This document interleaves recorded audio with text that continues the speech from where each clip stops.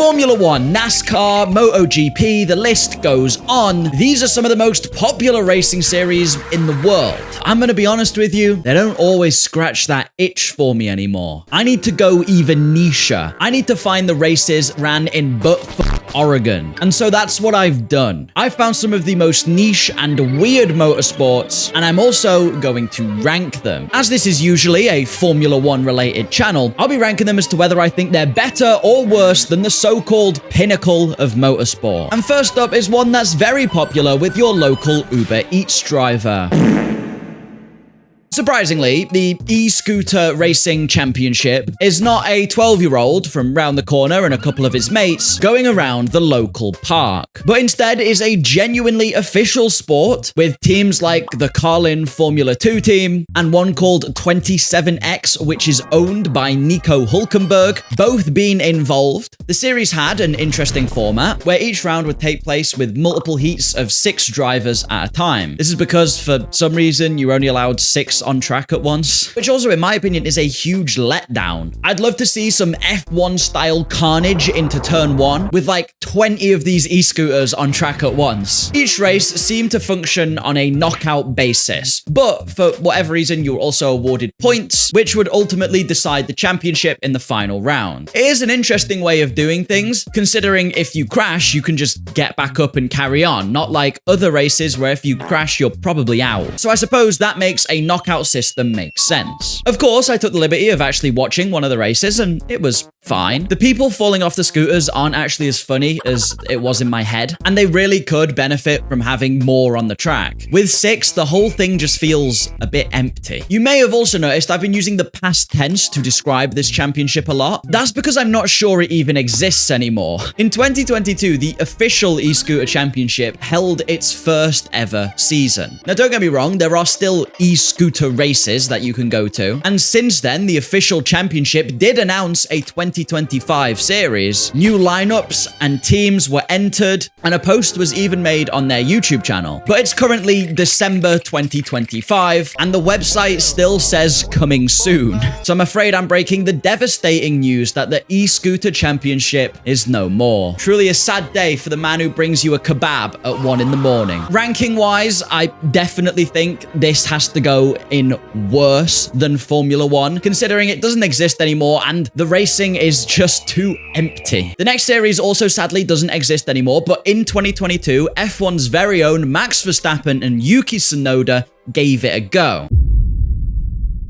In 1972, DAF, the company best known now for making trucks, they built a car. That car contained a variomatic gearbox. If you're like me and barely know how to tie your own shoes, never mind what a variotwatic gearemabob is, let me explain. Instead of shifting between separate gears, it was kind of like an automatic gearbox, but also kind of not. The gears worked the same way going backwards as they did going forwards. Meaning if you reversed the car, you could go very fast. They could reportedly do 120 kilometers an hour, or 74 miles an hour for the British. That's about 8 burgers per baseball in America, while in reverse. This then led to a very brief but very funny trend in the 1980s Netherlands, where people would race these cars backwards. And it led to, as you can imagine, absolute carnage. For some reason, a genius then decided they would include jumps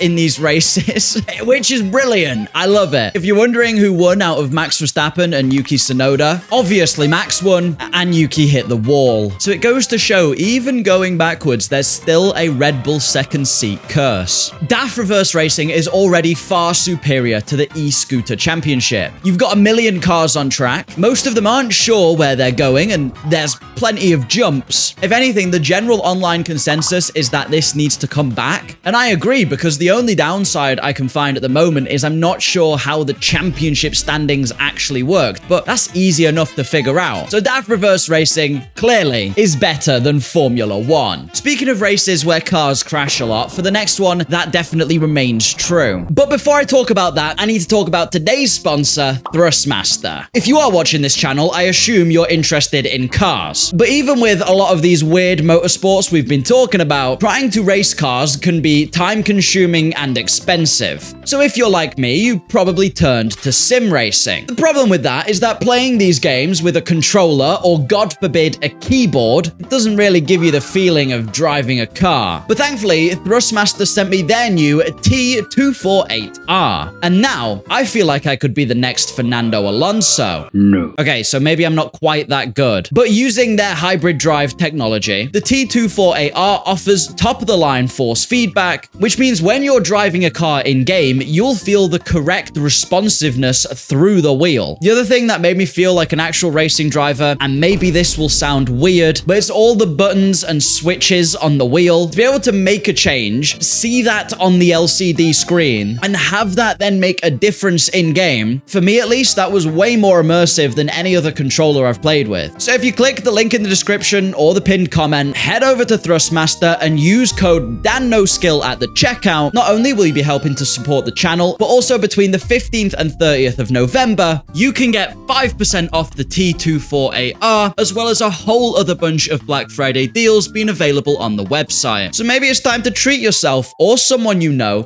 to a Christmas present. Merry Christmas, evil Fernando Alonso!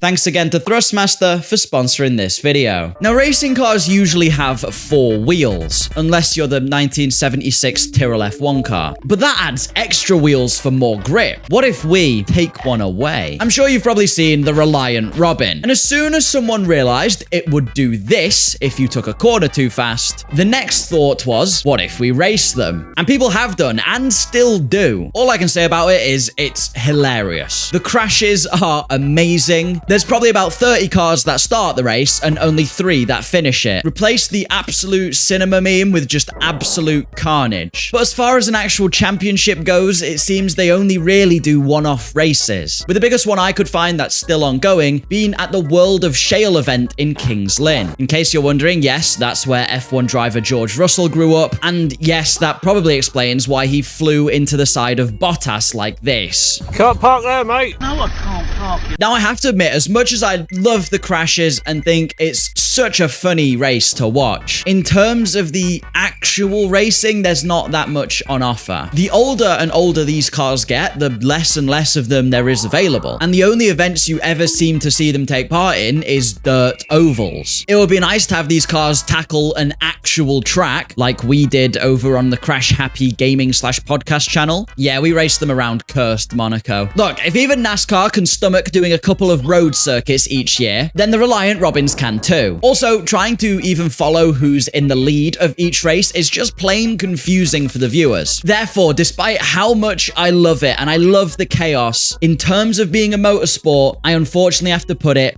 as worse than Formula 1. A race many people would argue is better than F1 is the 24 Hours of Le Mans, a prestigious race where for 24 hours, some of the world's fastest hypercars, impressive GT3s, and the LMP2s duke it out to win one of the Triple Crown of Motorsport. Obviously, we're not talking about that. We're talking about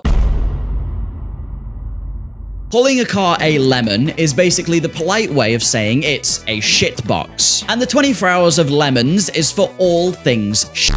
The series itself does contain a 25-hour race, I guess living up to its name, but off by an hour. But it is also a fully fledged championship. They have multiple races all year long, all across America, at tracks including Sonoma Raceway, Barber Motorsport Park, and even Road America. Weirdly, it kind of gives me old Formula 1 vibes. But instead of building the fastest car, it's a bunch of people building the wackiest shit ever and then coming together to race them. And like old F1, you get people who'll just drop in for one race and then drop out. And you get some who'll race it every weekend and compete for the championship. And this seems to be the 24 Hours of Lemon's main goal, to just provide a cheaper, more accessible form of motorsport. And that I can absolutely respect. The series does also publicly keep track of its standings, and I just have to tell you some of the team names. You know how in Formula 1 you've got the Heinz, Tomato, Ketchup, Ferrari team, or the Visa, Cash App, PayPal, Screwfix, LinkedIn, Amazon, Microsoft, Apple, Skype,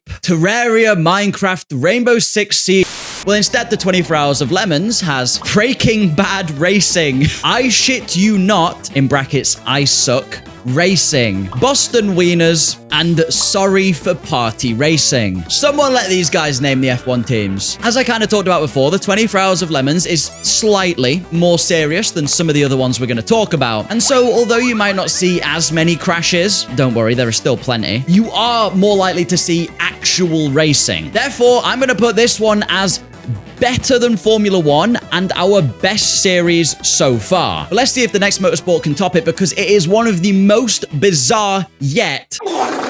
This is a Barbie Jeep. It's something you might buy for a kid. They'll drive it around in the garden for a little bit, and then it gets forgotten in a cupboard somewhere for 20 years. Unless you're a complete nutter with a helmet, and you decide to throw it down a hill in the American countryside. One of the most popular events is hosted by rednecks with paychecks, which appears to be some sort of off-road car festival my puny European mind can't comprehend. They do a few other things like off-road vehicle trails and a bikini contest. But by far the most interesting one is the Barbie Jeep Racing, where adults will sit on these children's toys and fling themselves down a hill. It isn't a race in the traditional sense. You don't line up at a start line, navigate a purpose-built course. You just sort of allow gravity to do its thing on a muddy hill, and whoever gets down fastest wins. Although most people don't make it down at all. It's basically the redneck version of the Red Bull soapbox race. Although, to be honest with you, I don't think there's a written code of rules, because I've seen videos of people going down in 1v1s, and these guys are even doing it as a slip and slide. So you kind of just make up whatever you want. With the barrier to entry being so low, basically anyone can go find their local area with a gravitational downwards pull and set this shit up.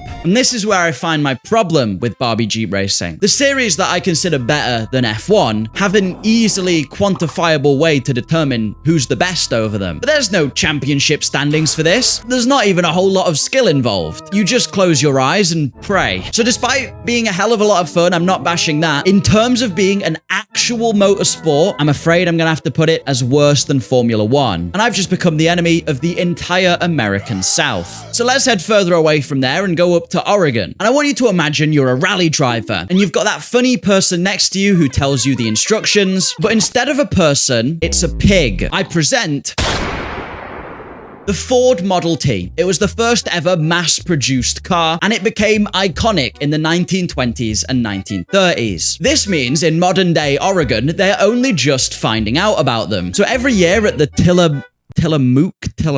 Look, I know in England we have Slough and Worcestershire, but how the fuck do I say Tillamook? That'll just have to do, I'm sorry. Every year at the Tillamook County Fair, they have Pig and Ford Racing. If you're familiar with how the 24 Hours of Le Mans starts, where the drivers all have to run to their cars and then they can begin, well, they don't do that anymore, but they used to back in the olden days. In this race, they need to do that, but they also need to grab a pig before jumping into their Ford Model T. It's actually a little bit more interesting than just that, though. You need to stop off and grab a new pig at the end of every single lap. But when you do that, you need to turn off, and then once you've got the pig, restart the car. Nowadays, starting a car is easy. You turn a key or even press a button if you don't drive a 2014 Peugeot 208. However, back on a 1920s Model T, it wasn't so easy. You needed to spin the start crank to get these things going. And they can be very temperamental, especially when some of them are about 100 years old now. Remember, you've also got to do that whilst you're holding a pig, which weigh a pretty decent amount. That's where the racing starts to get quite interesting. You could be 2, maybe 3 minutes in the lead, but if one pig swap goes wrong, then you are finished. So it makes it incredibly close. So actually, the premise is very cool, and the pigs play a major role. Going into researching this one, I thought they'd be quite gimmicky, but the cars aren't exactly the fastest. The Model T has a top speed of around 40 miles an hour, 65 kilometers an hour, and the track doesn't seem to be the most interesting, just a big oval. Now, maybe in Oregon, there's really not that much to do, because it does seem to draw a big crowd every year. Or maybe the atmosphere in real life is a lot better than watching it on YouTube. But I imagine most of the overtakes end up happening during the pig swap, rather than on the actual circuit. So sadly for Pig and Ford Racing, it's not quite going to achieve better than F1 this time. I would love to see the F1 drivers do a race where they have to have a penguin in the car for a lap or something, though. That would be interesting. Now, our last motorsport serves as a sort of cheaper off-road alternative to go-karting, and it also doubles as garden maintenance. It's, of course... For this section, I'm going to use the British Lawnmower Racing Association's rules and events as my direct comparison to F1, as they offer quite a lot of variety. Firstly, there's the actual championship, held over multiple race weekends and offering the same point system as Formula 1, plus with every track being a unique layout, not just an oval, for example. And then the racing is actually close, because as you can imagine, all lawnmowers are pretty similar in power. Combine that with the fact that not only has this championship been around for over 50 years, giving it some actual heritage, but they also do a special British Grand Prix event every year and a 12-hour endurance race. And the people who compete in this aren't soft. These lawnmowers have little to no suspension, so for 12 hours, that team is getting their bones rattled. Lawnmower racing, to boil it down very simply, is just off-road go-karting, but way cheaper than normal go-karting because it's a lawnmower. The question is it better than Formula 1? From what I can see, the racing and overtaking is closer. The point style and system is equally as good, and there's way more one-off events. The only downside of all of it is the speed, and that also tends to lead to the crashes being a little less spectacular than some of the other series. But overall, considering how good the racing is and how accessible it is, I'm gonna have to say lawnmower racing is better than Formula 1. So there you have it. Some of the weirdest racing series from around the world, and maybe even a few worth checking out. Maybe one day I'll even try my own hand at some of these. So if you want to see that, make sure you subscribe. I promise I'll upload some videos. Check out today's sponsor, Thrustmaster. A big thanks as well to my channel members. These guys have been supporting me for a while now. I really do appreciate it. If you want to become one, you can from just 99p a month, and you get access to some exclusive content. Have a lovely rest of your day, and goodbye.